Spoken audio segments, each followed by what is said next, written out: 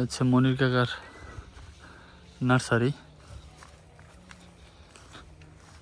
সেইখানে ধনিয়া, তারপর হচ্ছে পেঁয়াজ, টমেটো, আরও বিভিন্ন ধরনের শাকসবজি চাষ আছে, এগুলো চাষ করে, হয় খেতে পারে। মরিচও আছে, এখানে মরিচ আছে, ধনিয়া পাতা আছে, আর অনেক কিছু আছে। সেই যে ভিতরে বসা আছে। তো চলেন আজকে একটু যাই ঘেরে গিয়ে, আসলে একটু কথা শেয়ার করব, বলবো। সামনে ঘেরে যাব আজকে। আসলে সত্যি কথা বলতে কি, যে আপনার শাহিন কাকা আসলে খুবই ভালো মনের একজন মানুষ ছিল। আর তার জন্য আসলে সত্যি আমরা সবাই শোকাহত, আমাদের এলাকার লোকজন, আশেপাশের পাড়া প্রতিবেশী যারা যারা আছে সবাই শোকাহত। সে খুবই ভালো মনের একজন মানুষ ছিল। আর আমি আসলে মানে তার ছেলের সমান, আমি তার ছেলে আবার আমার ফ্রেন্ড হয়, শরীফুল। তো আমি হচ্ছে এখন সেজন্যই মানে খুবই খারাপ লাগতেছে। কালকে রাতে তো আসলে এভাবে করে প্রচণ্ড পরিমাণ টেনশন লাগছে, খারাপ লাগছে। সেভাবে করে আসলে এভাবে করে আপনার কোনো কিছু করতে পারি নাই। আর যেহেতু আমি সোশ্যাল মিডিয়াতে কাজ করি, সোশ্যাল মিডিয়াতে, তো সব দিক থেকে আপনার মানে কালকে কাজটা যা আছে সব কিছু বন্ধ হয়ে গেছে। আমি সারাদিন ছিলাম আমরা ওইখানেই। তো আল্লাহ তাআলা যাতে তাকে জান্নাতুল ফেরদাউস নসিব করেন।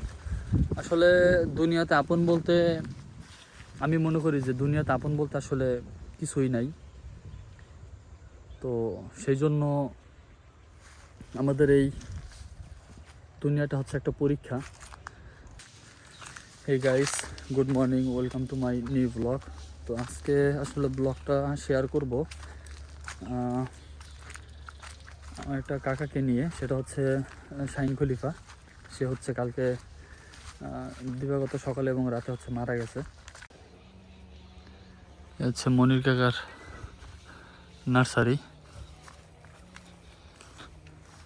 সেইখানে ধনিয়া, তারপর হচ্ছে পেঁয়াজ, টমেটো, আরও বিভিন্ন ধরনের শাকসবজি চাষ আছে, এগুলো চাষ করে, হয় খেতে পারে।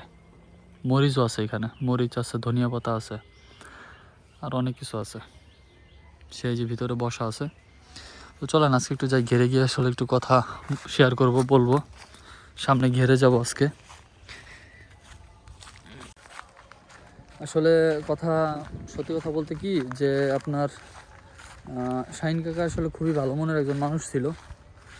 আর তার জন্য আসলে সত্যি আমরা সবাই শোকাহত, আমাদের এলাকার লোকজন, আশেপাশের পাড়া প্রতিবেশী যারা যারা আছে সবাই শোকাহত।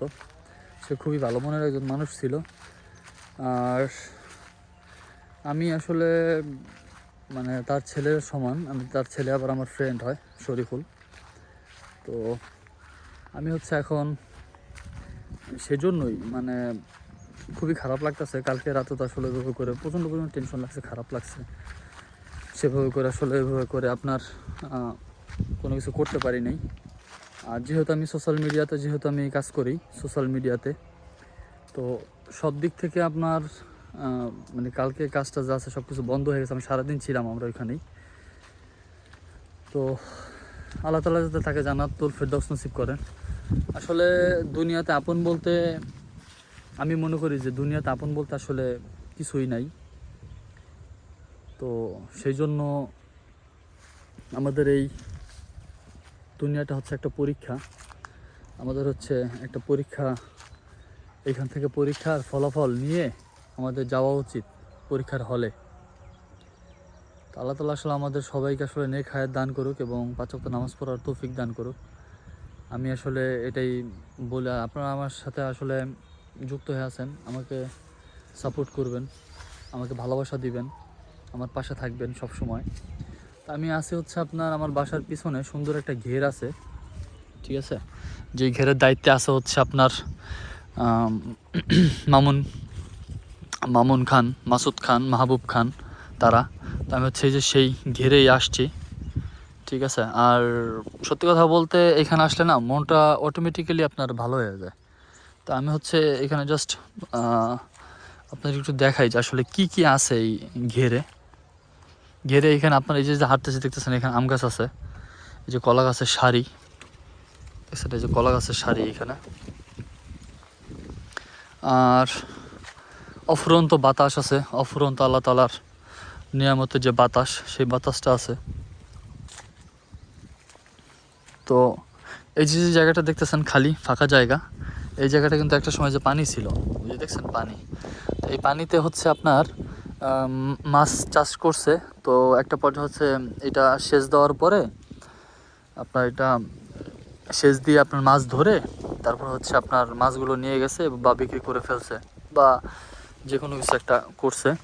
আমি তো ওইভাবে জানি না, বাট কিছু একটা করছে আর কি, বিক্রি করছে আবার নিজেদের খাবার জন্য রাখছে। বাট এখানে আপনার মাছ চাষ করা হয়। আর এখানে এই যে দেখতেছেন এই জায়গাটা, সম্পূর্ণ জায়গাটা আপনার ঘেরের এরিয়া, ঠিক আছে। আর সম্পূর্ণটার দায়িত্বে আছে হচ্ছে আপনার মোহাম্মদ আশরাফ আলী খান, সে ছিল, সে আমার শ্রদ্ধেয় দাদা। এবং তার যে এখন পুত্ররা আছে, যেমন মামুন খান, মাসুদ খান এবং মাহবুব খান, তারা 3 ভাই, তারাই হচ্ছে এখন দায়িত্বে আছে এবং তারাই হচ্ছে এখন নিয়ন্ত্রিত করতেছে আর কি। এগুলো সব কিছু দায়িত্বে এখন তারা আছে। আর ওই যে সামনে দেখতেছেন বিশাল বড় এরিয়া, এগুলো সবগুলো কিন্তু তাদের এরিয়া। সামনে কিন্তু একটা বড় একটা পুকুরও আছে, ঠিক আছে।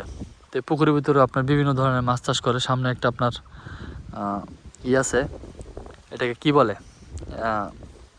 এটাকে বলে হচ্ছে আপনার কি ঘর জানো বলে আর কি, মেশিন ঘর আর কি, যেখান থেকে আপনার পানি আর কি দেওয়া হয়, পানি উঠায় তারপর হচ্ছে পুকুরের ভিতর দেওয়া হয়, এদিকেও দেয় আর কি। তো আমি আর কি এইখানটায় আছি আর কি আপাতত। এখন হচ্ছে আপনাদের মাঝে আসলাম দেখার জন্য, ভিডিও করার জন্য, ভিডিও করতে করতে আর কি আসছি, কথা বলার জন্য আসছি। সত্যি কথা বলতে যে এই জায়গায় যাচ্ছি একটু বসবো,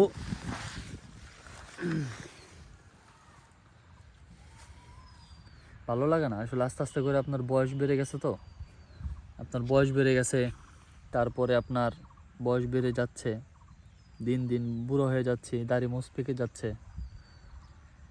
চুল পেকে যাচ্ছে, মানে মৃত্যুর আহ্বান চলে আসছে অলরেডি। খুবই খারাপ লাগে আসলে, দুনিয়াতে এত আপনজন, এত কিছু হইলো, আবার হঠাৎ হঠাৎ করে তারা চলে যাচ্ছে যেখান থেকে তারা আসছিল সেইখানে।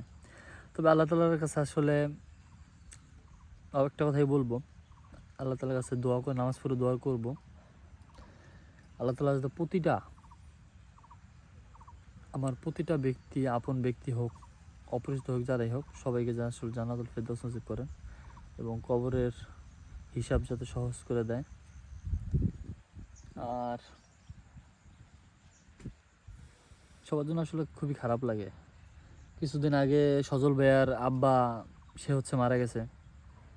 তারপরে আমার আনোয়ার দাদু ছিল, যে আমাকে মানে ভাই ভাই ভাই ভাই করতো, সেও মারা গেছে। তারপরে আপনার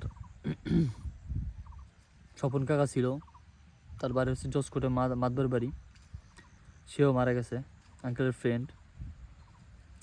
হঠাৎ করে কালকে হচ্ছে আপনার শাহিন কাকা মারা গেল। মানে সত্যি খুবই খুবই কষ্ট লাগে যখন কাছের মানুষগুলো আসলে চলে যায়। তো সবার জন্য দোয়া করবেন, নামাজ পড়ে আপনারা সবাই দোয়া করবেন যাতে সবাইকে যাতে আল্লাহ তাআলা আসলে জান্নাতুল ফেরদৌস নসিব করেন এবং যাতে কবরের হিসাবটা যাতে আল্লাহ তাআলা সহজ করে ফেলেন বা সহজ করে নেন। তো ভিডিওটা আসলে বেশি দীর্ঘায়িত করবো না, লং করবো না। আমার চ্যানেলটিকে সাবস্ক্রাইব করবেন নতুন নতুন ব্লগ দেখার জন্য। আর আমার ব্লগগুলো দেখবেন এবং লাইক কমেন্ট শেয়ার করবেন অবশ্যই, কারণ আপনাদের জন্য আমি ব্লগ করি। আপনারা যদি না থাকেন তাহলে আমি নাই, আর আপনারা যদি থাকেন তাহলে আমি আছি। তো আমাকে সাপোর্ট করবেন, আমার পাশে থাকবেন, আমার ব্লগগুলো দেখবেন, লাইক কমেন্ট শেয়ার করবেন অবশ্যই। তো দেখা হবে পরবর্তী নতুন কোনো ব্লগে, ততক্ষণ ভালো থাকবেন আর অবশ্যই আমার চ্যানেলটি সাবস্ক্রাইব করবেন। আসসালামু আলাইকুম।